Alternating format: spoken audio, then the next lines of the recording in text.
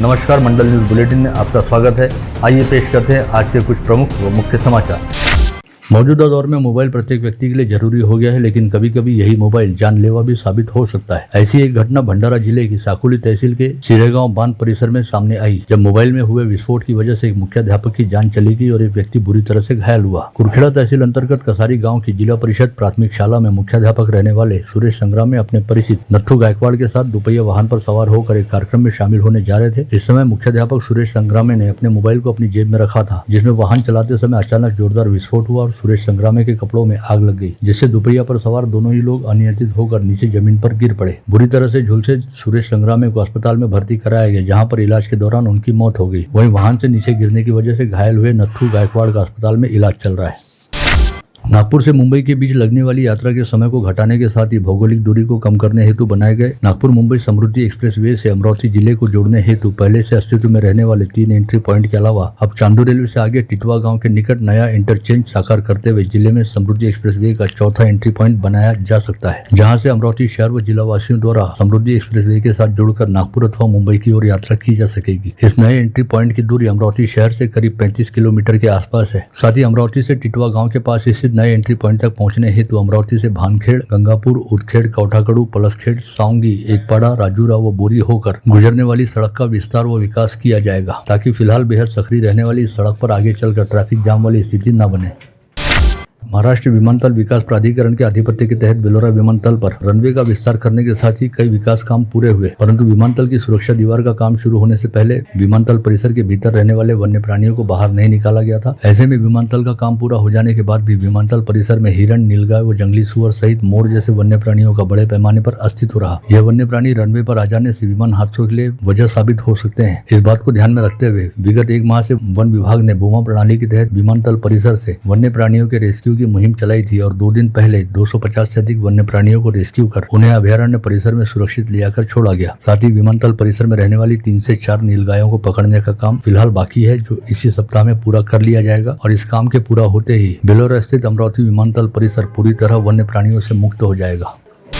अमरावती की विधायक सुलभा खोड़के ने आज विधानसभा के विशेष अधिवेशन हेतु विधान भवन परिसर में पहुंचते ही सबसे पहले विधान भवन परिसर में लगी छत्रपति शिवाजी महाराज की प्रतिमा का अभिवादन किया और महाराष्ट्र के आराध्य देव छत्रपति शिवाजी महाराज की स्मृतियों का अभिवादन किया। इसके साथ ही अमरावती की विधायक सुलभा खोड़के ने आज नई विधानसभा के पहले व विशेष सत्र के पहले दिन सदन की सदस्यता ग्रहण की। प्रोटेम स्पीकर कालिदास कोलमकर ने विधायक सुलभा खोड़के को विधायक पद की शपथ दिलाई। अमरावती जिले की राजनीति सहित सामाजिक कामों, सहकारिता व महिला गतिविधियों में अग्रणी सुलभा खोड़के तीसरी बार विधानसभा में पहुंची है। मी सुलभा संजय खोडके विधानसभेची सदस्य म्हणून निवडून आले असल्याने ईश्वर साक्ष शपथ घेते की कायद्याद्वारे स्थापित झाले आहे अशा भारतीय संविधानाबद्दल मी खरी श्रद्धा व निष्ठा बाळगीन, भारताची सार्वभौमता व एकात्मता उन्नत राखीन आणि आता जे कर्तव्य मी हाती घेणार आहे ते निष्ठापूर्वक पार पाडीन। जय हिंद, जय महाराष्ट्र। इसके साथ ही धामनगांव रेलवे निर्वाचन क्षेत्र के विधायक प्रताप अड़सड़ ने आज विधानसभा सदस्य के तौर पर संस्कृत भाषा में शपथ ली। लगातार दूसरी बार धामनगांव रेलवे निर्वाचन क्षेत्र से विधायक चुने गए प्रताप अड़सड़ ने संस्कृत भाषा में विधायक पद की शपथ लेते हुए राष्ट्रीय स्वयंसेवक संघ के संस्कारों का परिचय दिया। भाजपा के अमरावती शहराध्यक्ष व पूर्व राज्य मंत्री प्रवीण पोटे पाटिल ने आज राज्य के नए मुख्यमंत्री देवेंद्र फडणवीस से विधान भवन परिसर में मुलाकात करते हुए उन्हें पुष्पगुच्छ देकर सीएम पद हेतु चयनित होने पर उनका अभिनंदन किया। इस समय प्रदेश कार्यकारिणी के जयंत डेहनकर व अन्य पदाधिकारी भी उपस्थित थे। मोर्शी के पूर्व विधायक देवेंद्र भुयार ने राज्य के नए उप मुख्यमंत्री अजित पवार को शपथ ग्रहण पश्चात उनके कक्ष में मिलकर बधाई दी। इस समय डिप्टी सीएम अजित पवार ने पूर्व विधायक देवेंद्र भुयार को मोर्शी निर्वाचन क्षेत्र में विकास फंड कम नहीं पड़ने देने का आश्वासन दिया। वर्धा जिले के सांसद अमर काले गुट का वर्चस्व रहने वाली कारंजा बाजार उप समिति को बर्खास्त कर वहां जिला उप निबंधक द्वारा प्रशासक की नियुक्ति की गई है, जिसे महायुति की ओर से राकापा सांसद अमर काले को जोरदार झटका माना जा रहा है। आष्टी बाजार समिति की उपशाखा के तौर पर कारंजा बाजार उप समिति अस्तित्व में आई थी। वहीं तत्कालीन विधायक दादाराव केचे ने दोनों बाजार समितियों को स्वतंत्र किए जाने की मांग उठा रखी थी, जिसे अब कहीं जाकर सफलता मिली है। कारंजा बाजार उप समिति में सांसद काले गुट के सभापति व 14 संचालकों सहित भाजपा के 3 संचालक थे और इस संचालक मंडल को बर्खास्त कर प्रशासक की नियुक्ति होने के साथ ही यह स्पष्ट हो गया है कि जल्द ही कारंजा व आष्टी की बाजार समितियां स्वतंत्र तौर पर काम करना शुरू करेंगी। शिक्षण संघर्ष संगठन की संस्थापक अध्यक्ष संगीता शिंदे ने आज यहां बुलाई गई पत्रवार्ता में कहा कि गुंडागर्दी करने वाले शिक्षा विस्तार अधिकारी मानकर को तुरंत निलंबित करते हुए गिरफ्तार किया जाना चाहिए। साथ ही माध्यमिक शिक्षा अधिकारी प्रिया देशमुख द्वारा किए जाने वाले अवैध व्यवहारों की भी सघन जांच की जानी चाहिए। अश्विन मानकरने त्यांचा मोबाईल घेण्याचा प्रयत्न केला जबरीने आणि त्यांनी दिला नाही, कारण ती स्वतःची मालमत्ता असते. मोबाईल कोणाला द्यायचा नाही द्यायचा हा स्वतःचा अधिकार असतो. त्यांनी दिला नाही म्हणून त्यांची कॉलर पकडली, ते गाडीवरून पडले, त्यांना मारहाण केली. तसेच स्वतःचा जीव वाचवून ते गाडगेनगर पोलीस स्टेशनमध्ये गेले. गाडगेनगर पोलीस स्टेशनमध्ये त्यांनी सर्व हकीकत सांगितली, परंतु गाडगेनगर पोलीस स्टेशनमध्ये हे NC मॅटर केलं. खरं तर हे दखलपात्र गुन्हा आहे. हा गुन्हा दाखल व्हायला पाहिजे आणि अश्विन मानकरला ताबडतोब अटक होऊन निलंबन झालं पाहिजे. तुषार भारती मित्र परिवार द्वारा आज यहाँ बुलाई की पत्रवार्ता में बताया गया कि आगामी 25 दिसंबर को आयोजित अमरावती हाफ मैराथन अटल दौड़ के मुख्य कार्यालय का उद्घाटन परसों सोमवार 9 दिसंबर को शाम 6 बजे किया जाएगा. बडनेरा रोड पर मंत्री मोटर के सामने गुलशन प्लाजा के पास यह कार्यालय स्थापित किया जाएगा, जहां पर अटल दौड़ में सहभागी लेने के इच्छुक छात्र छात्राएं व धावक संपर्क कर सकेंगे. 25 डिसेंबर अटल बिहारी वाजपेयी यांच्या जयंतीच्या निमित्ताने दरवर्षी आम्ही गुरुकुल शिक्षण संस्था आणि अमरावती जिल्हा ॲथलेटिक संघटनेच्या वतीने तुषार भारतीय मित्रमंडळाच्या मुख्य सहकार्याने दरवर्षी अटल दौड राज्यस्तरीय हाफ मॅरेथॉन स्पर्धा आयोजित करण्यात येत असते. यावर्षी ही स्पर्धा 25 डिसेंबर 2024 रोजी आयोजित केलेली आहे. सकाळी 5:45 दसरा मैदान बडनेरा रोड येथून ही स्पर्धा सुरुवात होईल आणि शहराच्या विविध भागातून मार्गक्रमण करत पुन्हा दसरा मैदानामध्ये या स्पर्धेचा समारोप होईल. सकल हिंदू समाज द्वारा मंगलवार को अमरावती शहर में बांग्लादेश में हो रहे अत्याचार की घटनाओं का निषेध करने हेतु विशाल निषेध मोर्चा का आयोजन किया जा रहा है. यह जानकारी पत्रवार्ता में देते हुए सकल हिंदू समाज ने उपरोक्त मोर्चे में अधिकाधिक संख्या में हिंदुओं से सहभागी होने का आह्वान किया है. तिथला जो अल्पसंख्याक समाज आहे त्याच्यावर होणारे हल्ले आणि या हल्ले होत आहेत आणि त्या हल्ल्यांवर कुठेतरी अंकुश लागला पाहिजे म्हणून येणाऱ्या 10 डिसेंबरला मानव अधिकार दिन ज्या दिवशी आहे त्या दिवशी एक निषेध मोर्चाचं आयोजन केलं आहे. क्रांति ज्योति ब्रिगेड सामाजिक संगठन ने आज एक पत्रकार परिषद लेकर महाराष्ट्र कैबिनेट में मोर्शी के भाजपा विधायक उमेश उर्फ चंदू यावलकर को मंत्री बनाए जाने का अनुरोध राज्य की महायुति सरकार से किया है. की या बेदखल असलेल्या वर्गाला जसं तुम्ही प्रतिनिधित्व दिलं आणि मोठ्या प्रमाणात भरघोस यशाने समाजाने तुमच्यावर विश्वास ठेवून तुमच्यावर प्रेम ठेवून त्यांना विजय प्राप्त करून दिला, तेवढीच एक विनंती तुम्हाला पुन्हा आम्ही करतो की या मंत्रिमंडळात जर त्यांना स्थान दिलं तर एक वेगळ्या प्रकारचं वातावरण या वर्गामध्ये निर्माण होणार आणि आपल्यासोबत असलेली गट्टी अधिक घट्ट होणार असा आम्हाला विश्वास आहे. म्हणून संघटनेच्या वतीनं आम्ही आपणास विनंती करीत आहोत की त्यांना मंत्रिमंडळात स्थान द्यावं. अमरावती मनपा आयुक्त सचिन कलंत्रे के निर्देश पर अमरावती मनपा के अधिग्रहण पथक द्वारा जोन क्रमांक 4 अंतर्गत आने वाले गोपालनगर रेलवे क्रॉसिंग से सातुर्ण MIDC रोड व दस्तूरनगर परिसर में अतिक्रमण हटाने की कार्रवाई कर 2 ट्रक साहित्य को जमा किया गया. मुंबई उच्च न्यायालय के निर्देशानुसार अमरावती पारिवारिक न्यायालय में शनिवार 7 दिसंबर को दोपहर 2 बजे से मध्यस्थता जनजागृति कार्यक्रम का आयोजन किया गया, जिसमें मध्यस्थता व समझौते को एक बेहतरीन उपाय रहने के बारे में विस्तार के साथ जानकारी दी गई. बछराज प्लॉट लड्डा कॉम्प्लेक्स में बरसाने वाले सुरेश चंद्र शास्त्री के विखारविंद से श्रीमद् भागवत कथा पारायण का आयोजन चल रहा है, जिसमें पंडित शास्त्री ने बताया कि भागवत कथा जीवन को सार्थक करने का सबसे बड़ा ग्रंथ है.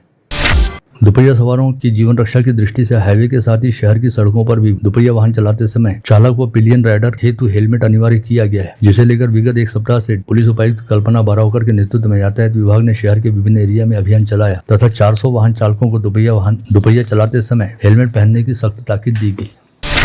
अमरावती शहर पुलिस आयुक्तालय की अपराध शाखा यूनिट क्रमांक 1 ने गत रोज 2 अलग अलग कार्रवाइयों में गांजा तस्करों सहित एक सोना चोर को गिरफ्तार करने में सफलता प्राप्त की, जिसे लेकर आज शहर पुलिस आयुक्तालय में बुलाई गई पत्रवार्ता में विस्तार के साथ जानकारी दी गई. इस पत्रवार्ता में बताया गया कि शहर के पंचवटी चौक पर शुक्रवार की रात 9 बजे क्राइम ब्रांच यूनिट 1 के दल ने 26 किलो गांजा पकड़कर 2 आरोपियों को गिरफ्तार किया, जिनके नाम शेखर गडलिंग व सुधीर वानखड़े हैं. इसी तरह नागपुरी गेट थाना क्षेत्र अंतर्गत एक व्यक्ति के घर हुई चोरी के मामले की जांच करते हुए क्राइम ब्रांच यूनिट 1 ने जब्बार खान रऊफ खान नामक आरोपी को गिरफ्तार कर उसके पास से 9.5 ग्राम चोरी का सोना बरामद किया. अमरावती शहर गुन्हे शाखा युनिट 1च्या आमच्या अधिकाऱ्यांना काल सायंकाळी गोपनीय माहिती मिळाली होती की 2 इसम या पंचवटी चौक पंजाबराव देशमुख हॉस्पिटलच्या जवळ गांजा किंवा अंमली पदार्थ घेऊन येणार आहेत. या खात्रीशीर माहितीच्या वरून आमच्या अधिकाऱ्यांनी त्या ठिकाणी सापळा रचला आणि ST बसमधून येणाऱ्या 2 इसमांना त्या ठिकाणी थांबवलं. तर शेखर संजय गडलिंग वय 27 वर्ष राहणार महाजनपुरा आणि सुनील सुधीर वानखेडे राहणार आडगाव तालुका मोर्शी अशा 2 इसमांना ताब्यात घेतला असता त्यांच्याकडे गांजा मिळून आला. एकूण गांजा तो 26 किलो 145 ग्रॅम होता आणि त्याची एकूण किंमत 5,32,000 आहे. हा मुद्देमाल जी काही कायद्याने घालून दिलेली प्रक्रिया आहे ती पूर्तता करून त्यांच्याकडून जप्त केलेला आहे आणि पोलीस स्टेशन गाडगेनगर या ठिकाणी 1032/2024 कलम 20, 22 आणि 29 NDPS ॲक्टप्रमाणे गुन्हा दाखल केलेला आहे. मोबाइल चोरी की घटनाओं की जांच करते हुए ग्रामीण पुलिस के LCB दल ने वरुड के 23 वर्षीय युवक सहित 2 नाबालिगों को मोबाइल व दोपहिया चोरी के मामले में गिरफ्तार किया है. पकड़े गए आरोपी का नाम अनिकेत कासूरदे बताया गया है, जिसके पास से 7 मोबाइल व 1 मोटरसाइकिल सहित 1,37,000 रुपये का माल जब्त किया गया. अमरावती शहर से सटकर चिरोड़ी के जंगल में कारला मार्ग पर अज्ञात वाहन की टक्कर में 1 साल की आयु वाले तेंदुए की मौत हुई. यह घटना शुक्रवार 6 दिसंबर की रात घटित हुई. वहीं आज 7 दिसंबर की सुबह इस घटना की जानकारी मिलते ही वन विभाग का दल घटनास्थल पर पहुंचा. पश्चात घटनास्थल का पंचनामा करते हुए मृतक तेंदुए के शव को अंतिम संस्कार के लिए वडाली के बांबू गार्डन परिसर में लाया गया. अचलपुर तहसील के कौठा खेत परिसर में गत रोज सुबह के वक्त कुछ नागरिकों को अचानक गुर्राहट वाली आवाज आने के साथ ही तेंदुए की तरह रहने वाला एक प्राणी दिखाई दिया, जिससे पूरे परिसर में भय की लहर व्याप्त हो गई. साथ ही वन विभाग ने जानकारी मिलते ही पूरे परिसर में तेंदुए को पकड़ने के लिए सर्च ऑपरेशन चलाना शुरू किया. मोर्शी के निकट सिंबोरा के खेत में बंधे भैंस के बछड़े का तेंदुए ने शिकार किया. यह घटना 5 दिसंबर की रात घटित हुई. घटना के चलते परिसर के किसानों में दहशत देखी जा रही है.